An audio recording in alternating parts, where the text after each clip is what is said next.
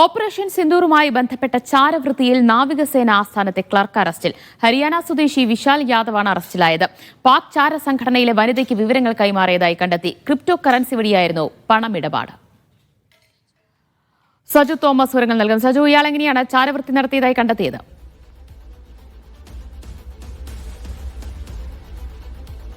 ദിവ്യ, എന്തായാലും ഡൽഹി നാവികസേന ആസ്ഥാനത്ത് ക്ലർക്കായി ജോലി ചെയ്യുന്ന ഹരിയാന സ്വദേശി വിശാൽ യാദവാണ് ഇപ്പോൾ രാജസ്ഥാന്റെ സ്പെഷ്യൽ പോലീസിന്റെ ഭാഗത്തു നിന്നും അറസ്റ്റ് വരിച്ചിരിക്കുന്നത്.